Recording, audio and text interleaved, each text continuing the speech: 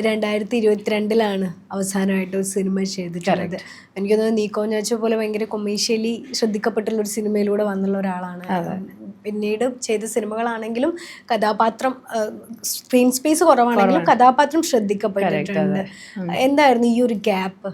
സത്യം പറഞ്ഞാൽ ഞാൻ വിചാരിച്ചിട്ടുണ്ട് എന്താണൊന്നും വരാത്തത്. നമുക്ക് ചില സമയത്ത് നമ്മൾ ആഗ്രഹിക്കുന്ന മൂവിയോ നമുക്ക് വേണ്ട ടൈപ്പ് ഒരു സബ്ജക്റ്റ് വരാൻ നമ്മൾ ആഗ്രഹിക്കുമല്ലോ. സോ ഒരു പക്ഷെ അതെൻ്റെ ഒരു ഡൗൺ ടൈം ആയിട്ടുണ്ടാവാം. ഐ ഡിഡ് നോട്ട് ഗെറ്റ് എനിക്ക് വേണ്ട ടൈപ്പ് ഒരു പ്രോജക്റ്റ് എനിക്ക് കിട്ടിയിട്ടുണ്ടായിരുന്നില്ല.